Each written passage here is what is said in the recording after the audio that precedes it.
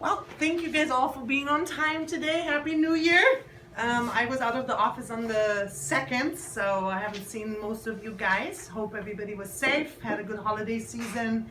And again, thank you guys so much for being here and for being on time. The topic for the class today is health. We have with us the public health team today. Hi. So thank you so much for being available. Not sick. Yeah, not sick. Not sick for those of you guys that came. I think in December. Was it December or November? Oh my gosh. Poor Beverly got really sick. Yeah, we get sick too. But anyways, I'm really excited. She will. The public health team will focus on flu season, colds. Simply how to not get sick. I'm assuming a lot of the things that Beverly will touch on will be infant health and toddler health. But at the same time, if you're not Also parenting, if you're not parenting today, you might parent later on in life. And also, from my experience, whatever applies to kids applies to us as well. So I'm really looking forward to learn something new. Looking forward to a healthy flu season. Any job leads or any announcements anybody can think of? Job leads, I do know Panda Express, but I know that's in Wasco, is hiring. So if anybody is interested, let your case manager know. We have the details for that. I also do know that Hall Ambulance is starting a new, I guess, training course. It's free.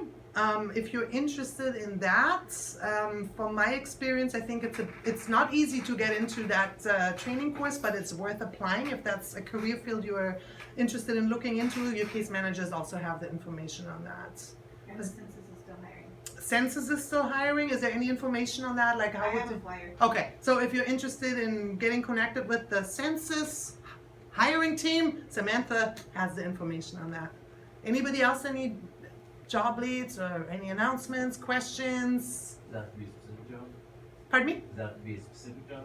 No, anything. Well, I know if you're looking for a temporary job, temp agency for Boathouse is hiring. Oh. My best friend just got hired on. Do you know which temp agency it is? Continental? Linear, yeah. Linear? Okay. So Linear, I'm sure everybody can look that up if you guys are interested. Okay, any other questions, announcements, comments? All right, then I will hand it over to Beverly. And yeah, looking forward to learn something. Okay. I'm Beverly. This is Lynette. Like she said, we're public health nurses, registered nurses. We're registered nurses. For the video, sorry. Okay. I'm gonna try. See if I can, so you can see. Hope y'all had a good Christmas and a nice Thanksgiving. I'm sure y'all pigged out. I did. But we're going to be talking about colds and flu. And I want to really touch on nasal suctioning for infants, if that's all right. Okay. Right now, the common cold is a viral infection of the upper respiratory, chest, sinuses. Colds can be caused by many viruses that you might hear the word rhinovirus and think, oh my goodness, because it sounds pretty horrible. Basically, it's a cold. Children younger than 6 are at greater risk, and adults that are older, 65 and older, which they regularly probably get about 2 to 3 colds a year, and it can take around 7 to 10 days, sometimes more, because I don't know, I got sick in December and it took more than just 10 days. Symptoms, of course, you've experienced them yourself: runny nose, stuffy nose, sore throats, coughing, congestion, body aches, headaches, sneezing, low-grade fevers, and just general not feeling well, just tired, fatigued.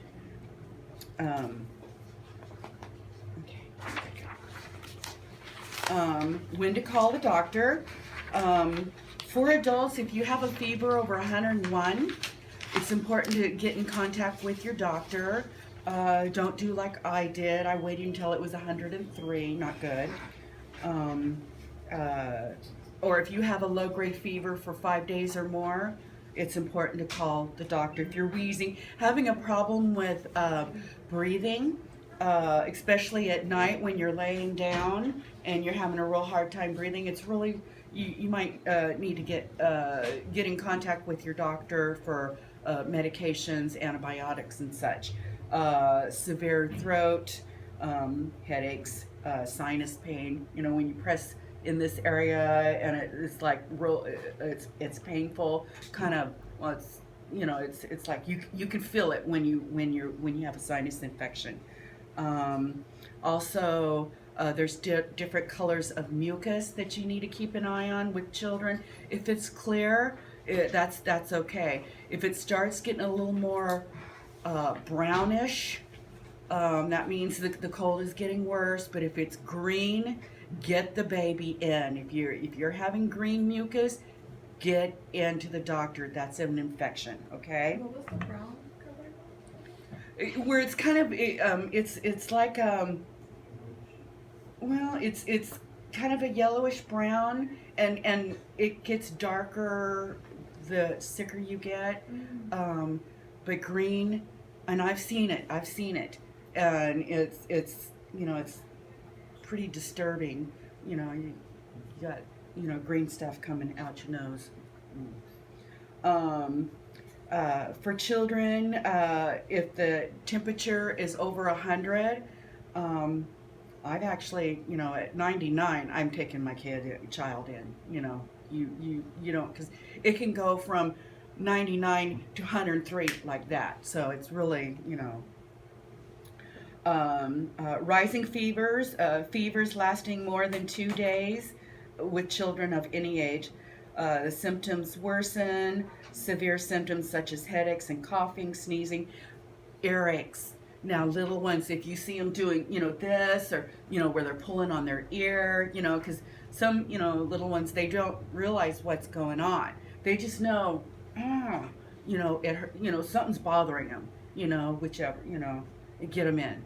And it's they may need antibiotics, or there are over-the-counter medications, homeopathic medications, that you can put in their ear, warm it up, and then, put a couple of drops in there and let them stay there for a little bit, and then, cotton, and then get them to roll over, to kind of, sometimes it's just earwax impacted, stuffed in there, kids, they put pencils in their ears, unpopped kernels of popcorn,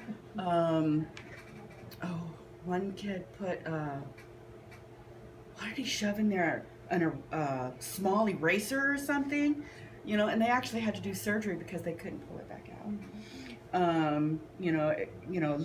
These are little ones. Extreme fussiness, unusual drowsiness, not wanting to eat. That's a huge sign, because they're, up until they're about 8 months old, they want to breathe through their nose. So if their nose is stuffy, they're not going to want to eat, because they're like, they're gasping for air.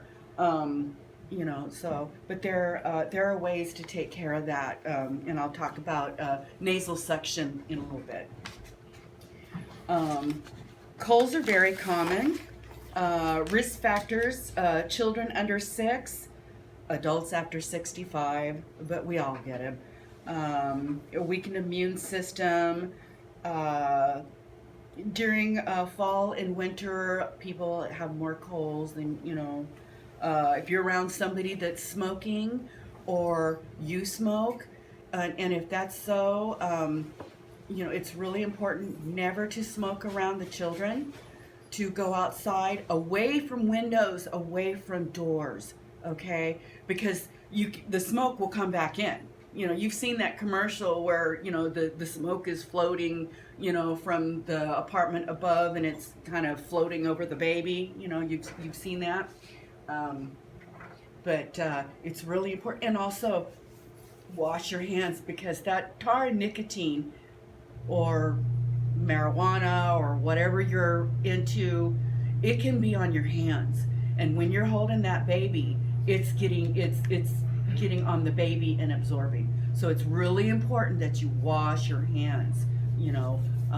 It's maybe a couple of times before, or and maybe wear something over your clothes while you're smoking. That way you can take it off and hang it up, or put it somewhere, and then where, because if you're holding the baby and the baby's face is right here, well, you're smoking right here, so protect that baby, because it can cause some severe problems, ear infections, bronchitis, pneumonia.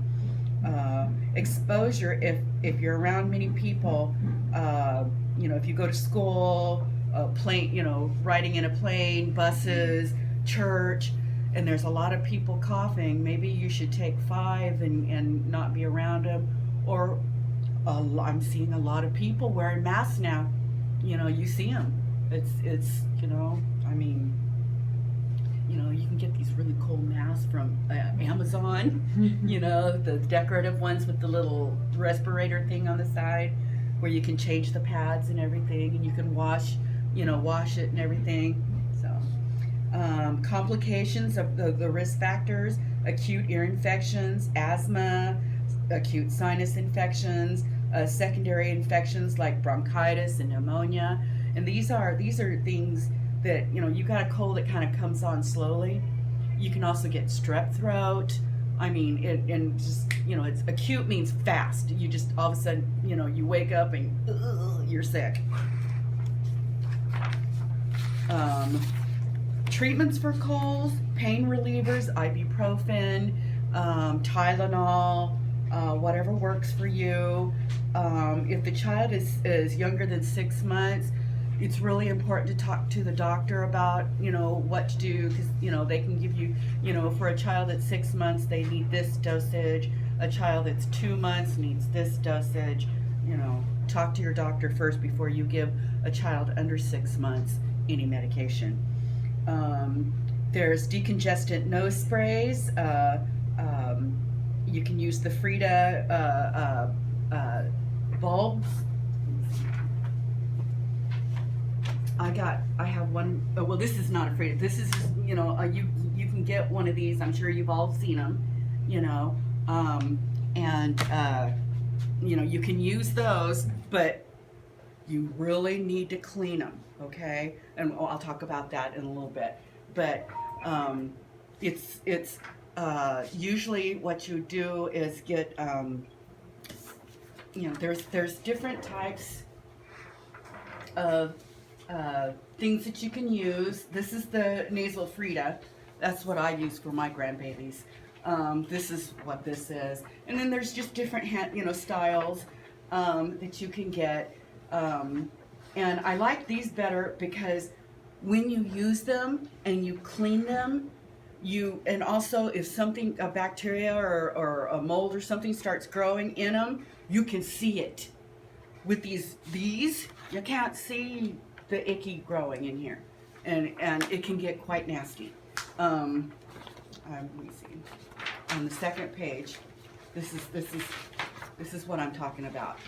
This can grow if you don't wash them well, and you just depress it and suck up warm hot soapy water, shake it, depress it, shake it, clean it really well, and then just regular water, and then set it where the nozzle is pointed down so it can drain and dry. Okay, and then maybe every 6 months toss it and get a new one. But how often is your child sick? And also to use it, they usually recommend the normal saline, and I'm sure you've all seen these little types of normal saline that you can, little drops that you can put in their nose. But of course, always talk to your doctor first, and then you use the suction. And it's usually, when you eject it into the nose, or drip it into the nose, the baby will kind of gag a little bit because it's kind of, even as adults, you don't like it, and then give them a couple of seconds, 30 seconds to kind of get over the shock. And then using one of the nasal suction products, whichever you prefer, you know, and it's a two-person thing, you know, because, you know, you got to hold their hands down. You gotta, because I use the Frida. I like that because I can control the suction where it's a tube that goes in your mouth. There's a little chamber down here that captures the mucus, you know. But you know, this one right here kind of does the same thing, but you're not putting a tube in your mouth, you know. But I don't know, it just seems like you can, you know, when you're holding the baby's hands, your partner is holding the baby's head, you know, and you're gently sucking, you can kind of move it, you know, around to, and then give them a couple of seconds to get over the shock, and then do the other side, you know, to get it out. And you can always, you know, just connect it, clean it, it's all good, you know, and they can breathe. So it's really important, you know, and again, always wash your hands, you know, it's really important. And they say, how long to wash your hands? 30 seconds? The ABCs. You can sing the ABCs. Yeah. Or happy birthday. This is song. the way you wash your hands. You know, I mean, a couple of times. Let me see. Cough syrup is recommended for children, or not recommended for children under 4. Over-the-counter medications. You've got to really be careful with your little ones and medications because it's so easy to overdose them. Okay. So it's really important that you talk to your doctor, your pediatrician, before you give them medications. You know, there's a lot of over-the-counter medications, but really, talk to your doctor first, okay? If they're over 2 years old, there's vitamin C, echinacea, zinc that you can give them, but, you know, really, really be careful, okay?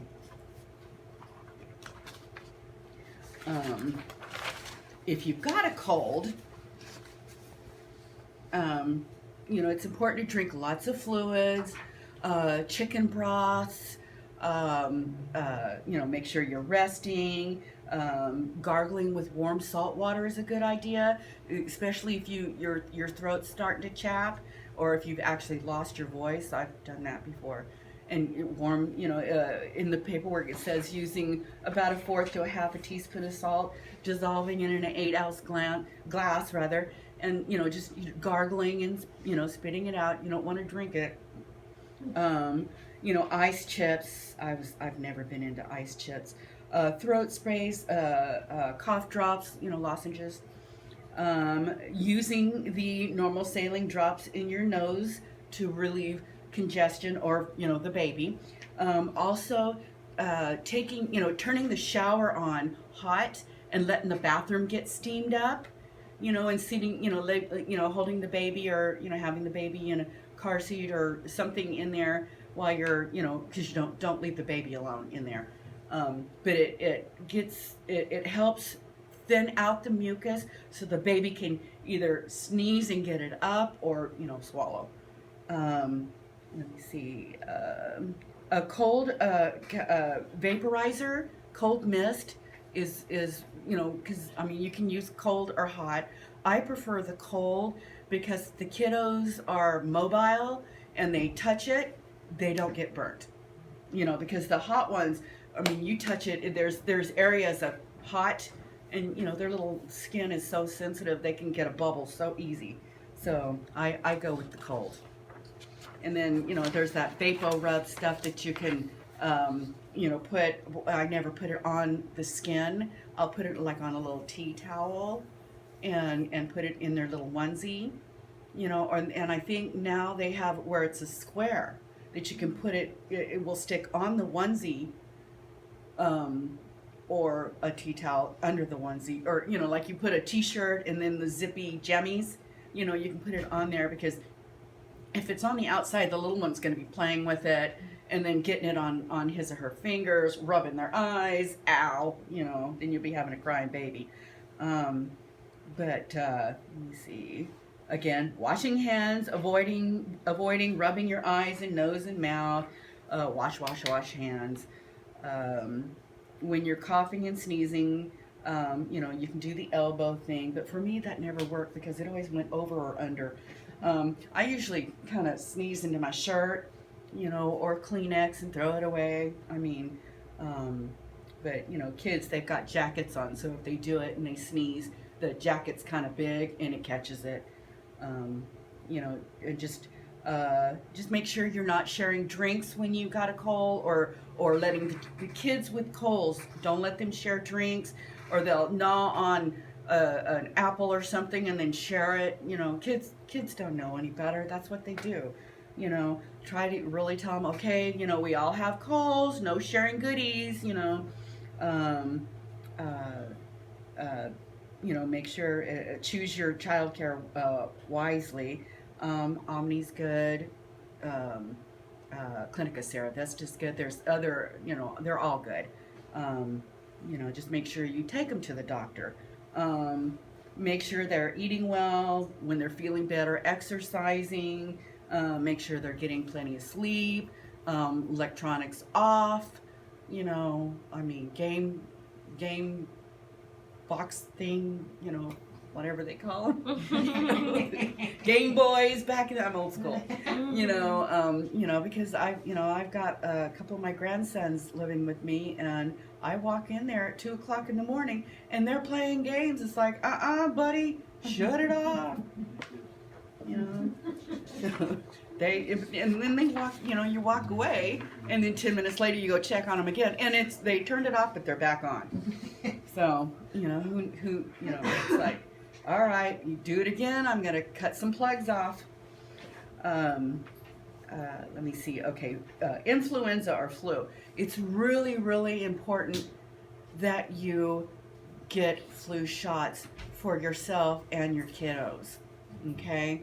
You know, and different offices have different rules, but usually if the baby's 6 months or older, they get their first flu shot. It's 2 of them. I think they get one, and then two months later they get another one, and then after that it's just once a year. Okay, and it's really important. I'm really glad I got my flu shot this year, because everybody around me got sick, and I didn't get sick with the flu. I got sick with something else. Yeah, it's like, it is, okay. Okay, the influenza is a virus. It's very contagious. It affects your nose, throat, and your lungs. The flu can cause complications in individuals that are high risk, children younger than 5, adults older than 65, women that are pregnant, you know, people with chronic diseases like asthma, diabetes, heart disease, HIV, you know, you know, people that are on the larger side, you know, with a BMI of greater than 40, whatever. You know. It's really, like I said again, really, really, really get your flu shot, you know. And you want to get it early, because it takes a couple of weeks for it to start making the process in your body to make the, you know, antigens. So it's like you want to get it early. You don't want to, you know, you want to kind of get it before the serious flu season starts happening. Okay. Usually flu will resolve within days or weeks, sometimes. How flu is spread. It's airborne through respiratory droplets, sneezing, coughing, achoo, door handle, achoo, light switch, achoo, toys, you know, so you want to get, you know, break out the Lysol, clean doorknobs, light fixture, you know, light switches, periodically, wash toys, you know, tabletops, you know, because it, you know, big computer, the keyboards, huge, the keyboards. Phones, the mouthpiece, keep that good and clean, you know, because somebody could walk up and, you know, okay, can I use your phone real quick? Yeah, blah, blah, blah. Sneeze, you know, and then set it down. And, you know, you may have been in another part of the room and you don't know that. Next thing you know, you're sick. Your weekend is ruined. So, you know, it's really important. Hand washing, housekeeping, you know, that sort of thing. Symptoms of flu is dry cough or with phlegm. The dry, hacky cough. Body aches and pains, stuffy nose. It's a lot like a cold. Sneezing, dehydration, fatigue, a fever over 101, loss of appetite, sweating, chest discomfort, kind of like when you sneeze or cough, you get this like burning sensation in your chest. That's not good. Go to the doctor, okay? Headaches, nausea, and there have been where you're coughing so hard that you throw up. I'm sure a few of you've experienced that. Sore throat, and all these, throat lozenges, plenty of fluids, warm tea with lemon and honey in it, is good. Gargling with salt water, really good. Okay, risk factors: children under 5, older people over 65, again, women that are pregnant, chronic illnesses, asthma, HIV, diabetes, that kind of weakened immune system, obese people, people that are school dorms, convalescent homes, nursing homes, church, buses, planes, where you're in a tight environment. If somebody's coughing or sneezing and I'm on the bus, it's like, hey, can you, here's a mask, cover it up. Hand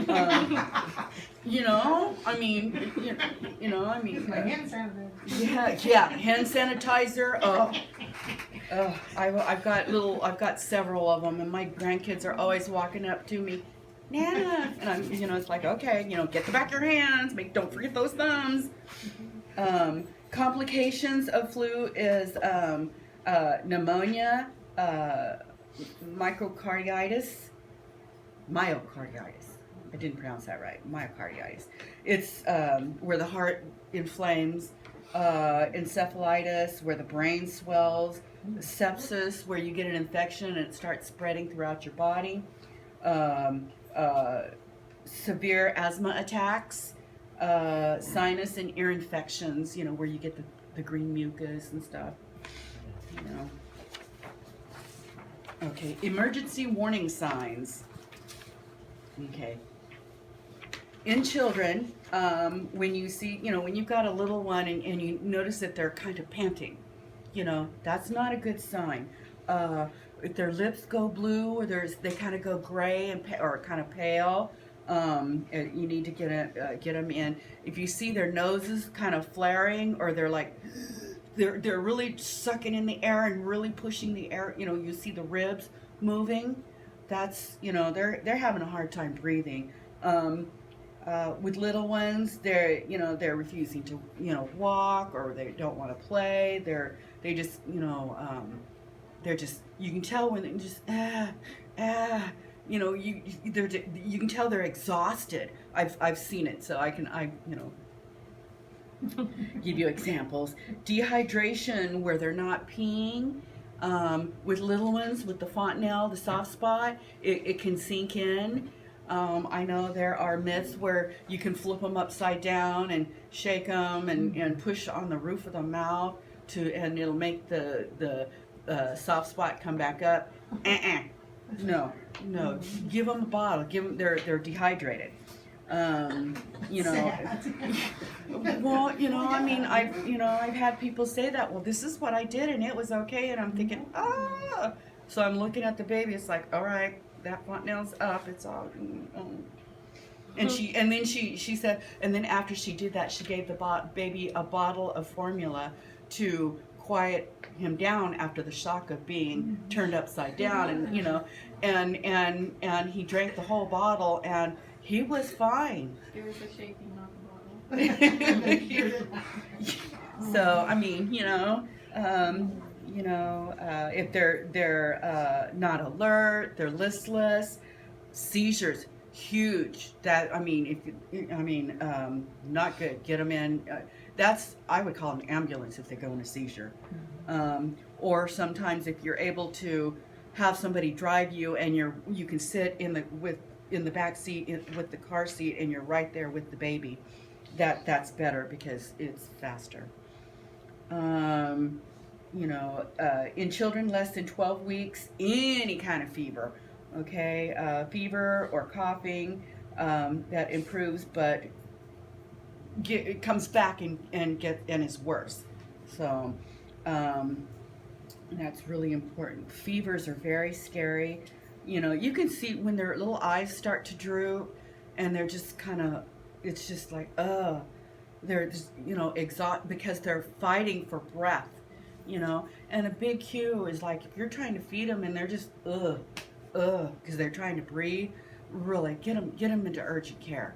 It's really important. These little ones, they're struggling. In adults, difficulty breathing, shortness of breath, persistent pain or pressure in the chest, that burning, and sometimes it can be in the abdomen, but it's, depending on where it is. Seizures, dizziness, confusion, they don't want to wake up, they're, not urinating, severe muscle pain. But adults, you can speak and just say, hey, babe, I am sick. Can you help me get to the doctor? That's what I said to my husband when I got sick. Babe. Severe weakness, unsteadiness, fevers, coughing. It'll improve and then come back and get worse. It's, it's like, oh, it's getting better. And then the next couple of days, bam, it's back. It wasn't getting worse or getting better. Worsen for chronic medical conditions. It gets worse with people, that have lupus, asthma, HIV, diabetes, things like that. If you have heart condition, long-term lung condition, this can make it way worse. So it's really important to see your doctor as soon as possible. Treatment and management. Okay, there's the Tamiflu and the other shots that you can get when you develop flu, but I think it's within the first 24 hours. You can get these shots. So if you wait until it's 2 or 3 days, none of this is going to help you. And a side effect may cause you nausea and vomiting. Drink plenty of liquids, water, juice, warm soups, teas, with honey and lemon. That's my fave. Plenty of rest. Take Tylenol, ibuprofen, Advil, whatever your preference is, to keep your fever down and kind of help with the aches and pains. Wear a face mask. Cover your cough and sneeze with tissues. Wash your hands frequently. So, and it's kind of, when I give my grandbabies baths, I kind of go through, this is the way we wash our hands. I do that with them, and, I tell them, your palms, your fingers, don't forget those thumbs, now the top of your hands, your wrists, and then I go through, behind the ears and blah, blah, blah, don't forget behind your ears, and it's really important, because hygiene is really important, because I know some people I don't feel well, taking a shower or a bath, I get wet, my hair is wet, I get cold. No, you need to take a shower when you're sick, because you're getting rid of the germs. Just kind of bump up the heater a little bit, or make sure you've got your towel or your robe or whatever, everything ready, so when you get out, you just bundle right, up and throw your hair in the towel, and because it's just really important that you stay clean, and showers make you feel better. Of course, the annual flu vaccination, I've kind of brought that up a couple of times. Hand washing thoroughly. This is prevention. Avoid contact with people who are sick. try to avoid rubbing your eyes or your nose, your mouth, because you touch, you go to a store, you're touching the handles, you're picking up items that other people have picked up and or sneezed on, a chew, cough, and you don't know. So it's really important not to rub your eyes, and as soon as you get home, or do what I do, I have hand sanitizer on my purse, and I just kind of, regularly, but use lots of hand lotion because it dries your cuticles out bad. Let me see. Touching eyes. Avoid crowds if possible. And please, when your baby is little, if you can avoid taking the baby out in public where there's crowds, that's a smart thing to do, because there's a lot of people out there sick. And some of them, they don't care if they sneeze on your baby. They don't care if they sneeze on that, stroller, or, some people can be really tacky. Clean and disinfect contaminated surfaces and objects. Lysol, doorknobs. And then, there's myths. The biggest one I want to bring up is a lot of people feel that if you get the flu shot, you're giving yourself the flu. No. If you get a flu shot and you develop flu, it's because you've already been exposed. Usually, my very first flu shot, I was achy. But year after that, after that, once my body, I started getting it regular. Maybe a sore spot on the arm, but that's it. Okay. But if you get flu, it's because you've already been exposed. So let me see what other vaccines are not proven to prevent flu. Let me see that. It's I know these are kind of hard to read because getting the flu shot provides benefits such as potentially reducing the illness and preventing time lost from work. So it's really important. It's really important. You can read some of these on your own. It's but it's some of the myths that people have. I'm not going to get the flu shot because I don't want the flu.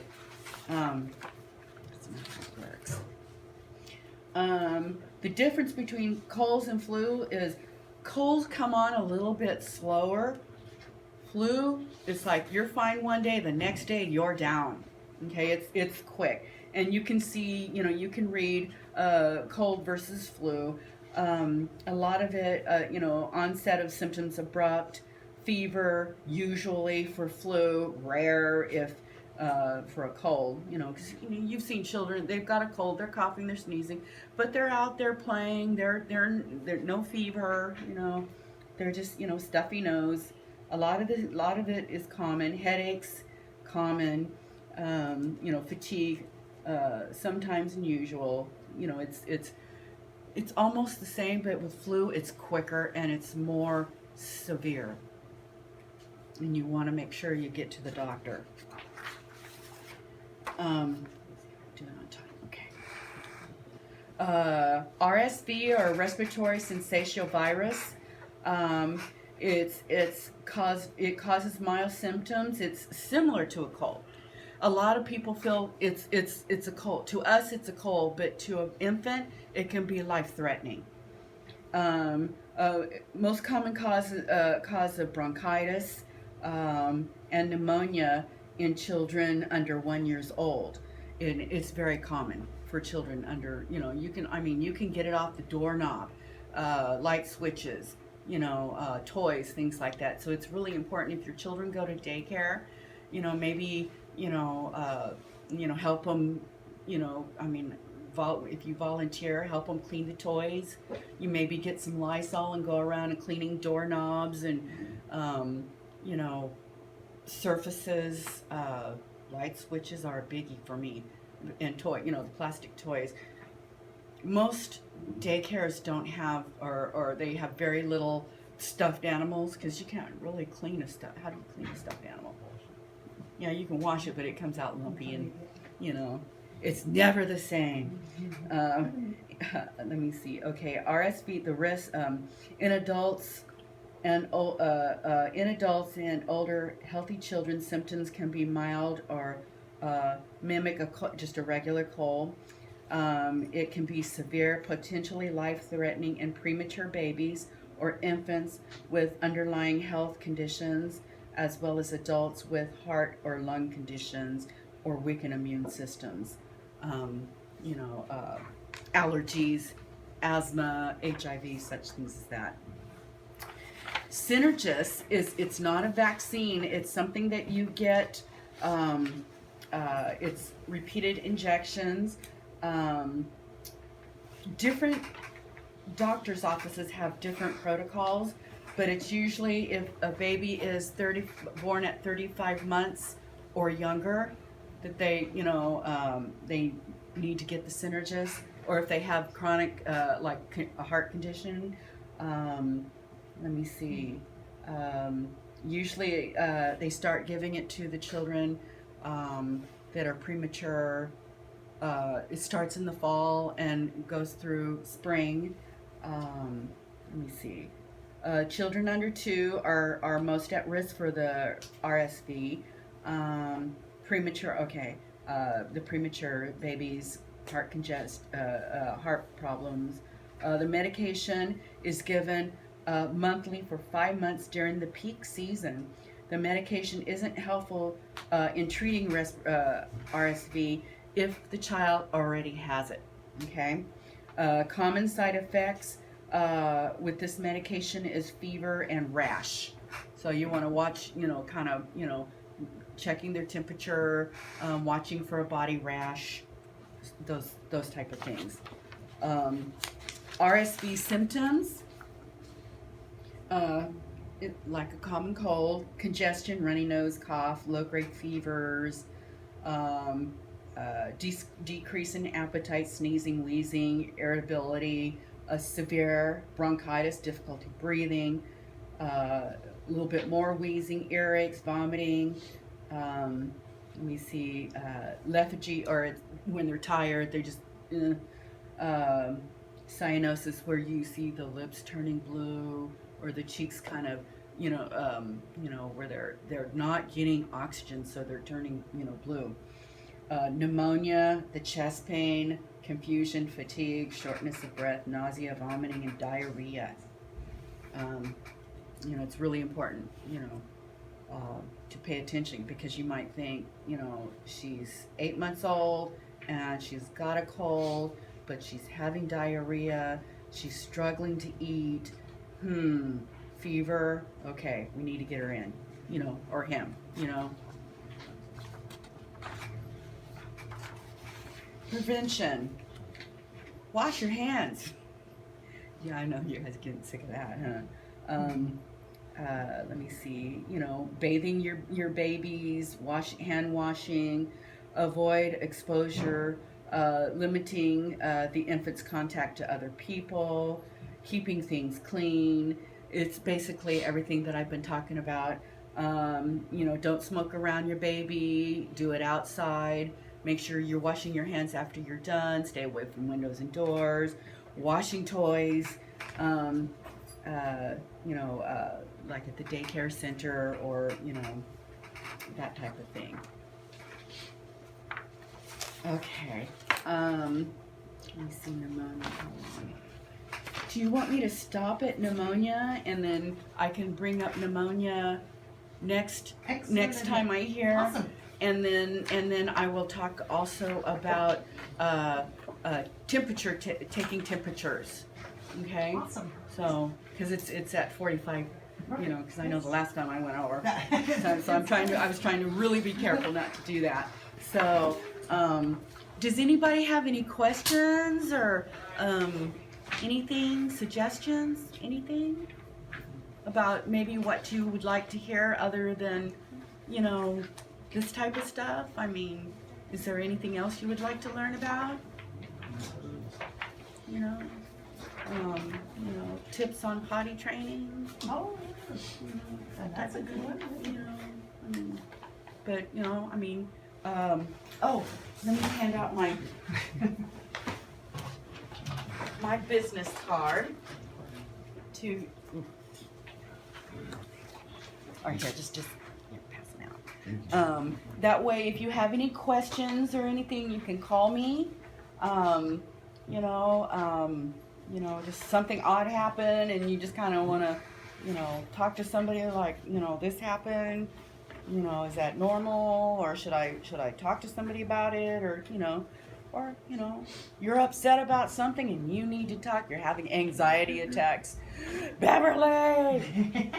So, yes, ma'am. Can you develop like allergies to something? So I wear latex gloves every day, and I think last week I was getting like a rash. Oh, yes, you can. Yeah. So you need, is it non-latex gloves, or did it have that powder in it? So non-powder though. Yeah. Yeah, you might need to get different type of gloves. They have different types of gloves. Now, does everybody have one of these? No? Well, whoever, So would you recommend that for adults too? or what? The- Yes. Okay, why not, right? If you have a child that's 13, 14 years old, special needs, and they're congested, heck yeah, help them out. A child that's 5 years old and they can't breathe. It's gonna take maybe 3 people, one person to hold the head, one person to hold the body, and well, because yeah, exactly. They'll wrestle you but yeah, it's like if they're struggling, or do the shower trick, or more and more people are getting nebulizers, where you can just normal saline in the little cup, and just breathe. It doesn't have to have albuterol or any kind of medication in it. Just getting them to breathe that steam will thin out the mucus and help them cough it up, or swallow whatever they need to do. Would you recommend the full-sized humidifiers, or those like small, like essential oil vaporizers? The essential oil ones do not work. They That's just to make the room smell good. Okay. That's what I thought. And it does add a little Moisture in the air, but not enough. Mm-hmm. You need the The ones that humidifier. you put like the gallon water in? Yeah. Okay. So, and there's those little pad things that you can put in that little compartment Mhm. for the the vapo. What would you recommend for inflammation in your nose, like when you're trying to breathe? And it's not you're not. blowing and blowing and Yeah. blowing and nothing's coming out. I would take ibuprofen, maybe putting a little bit of normal saline in there to kind of help with because it might be drying up in there. But you need to take something that will decrease the swelling. Because that happens too. People think they're and it's just swollen. It happens. It's just swollen. So you're blowing and blowing and blowing, and nothing's coming out. Well, if you're blowing your nose and nothing comes out, stop that for a little bit. And maybe go take a hot shower and breathe in the steam. That'll help with the the swelling. Take Tylenol, ibuprofen, whatever works for you. I'm an ibuprofen girl myself.